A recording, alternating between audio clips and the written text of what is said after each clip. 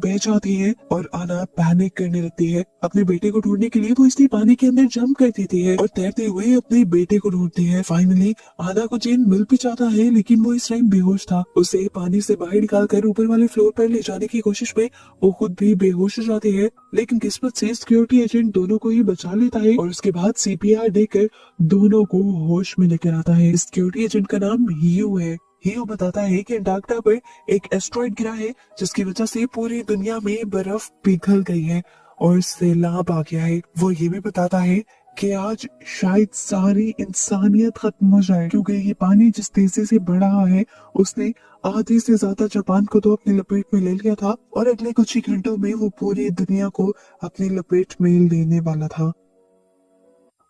यहाँ पर एक मजे की चीज हमें ये पता चलती है कि आना की कंपनी आना को इसलिए बचाना चाहती है क्योंकि आना एक बहुत बड़े प्रोजेक्ट पर काम कर रही है। वो ऐसे आर्टिफिशियल ह्यूमंस बना रही है जो आज इंसानों के खत्म हो जाने के बाद इस बची हुई दुनिया में दोबारा से दुनिया बसाएंगे। आना ने उन इंसानों के लिए एक इमोशन इंजन बनाना था जो अभी टेस्टिंग फेज में था। ये इमोशन इंजन उन आर्टिफिशियल इंसानों में बिल्कुल असली इंसानों जैसे इमोशंस डाल देता। इन सभी बातों के दौरान हम देखते हैं कि आना इस टाइम जिस अपार्टमेंट में थी वहां पर गैस लीक हो जाती है और उसकी वजह से एक बहुत ही भयानक धमाका होता है और ये पूरा फ्लोर ही जलने लग जाता है। ये तीनों अब अपनी जान बचाने के लिए बालकनी से ऊपर चढ़ने की कोशिश करते हैं। हायू जेन को पहले ऊपर चढ़ाने की कोशिश करता है, लेकिन जेन नीचे से आना का हाथ नहीं छोड़ता और इस सारे चक्कर में आना पानी में गिर जाती है। इन लोगों को लगता है कि ये लोग आना से बिछड़ के हैं, पर दिखाया जाता है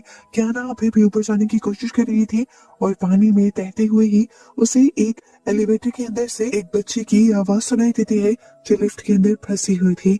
आना उस बच्चे को बचाने की कोशिश तो करती है लेकिन नाकाम रहती है। इस टाइम पर एक और बड़ी लहर आती है यहाँ पर पानी की, जो दोबारा से आना को डुबा ले जाती है और इस लहर की वजह से आना को अपना पुराना वो एक्सीडेंट याद आता है जिस तालाब वाले एक्सीडेंट की वजह से उसके हस्बैंड की दबकर मौत हो गई थी। फाइनली अब आना ऊपर वाले फ्लोर तक पहुंच जाती है और जाकर देखती है कि उसका बेटा बहुत ही बुरी हालत में था।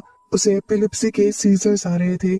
उसकी बॉडी में उसकी बीमारी की वजह से झटके लग रहे थे। इस टाइम आना के पास कोई दवाई नहीं थी, इसीलिए वो जेन को एक खुद से बनाई दवाई पिलाती है जो उसने इस बूढ़े कपल के किचन से चीजें लेकर बनाई थी। आना के बेटे की हालत भी ठीक नहीं हो रही थी और सैलाब था जिसका लेवल बढ़ता ही जा रहा था। आना बहुत ज्यादा परेशान हो जाती है और यहाँ पर जेन आना से कहता है इसको छोड़ो और तुम चलो यहाँ से, लेकिन आना अपने बेटे को कैसे छोड़ देती और तब हीयू कहता है आना प्लीज इसे छोड़ दो, ये कुछ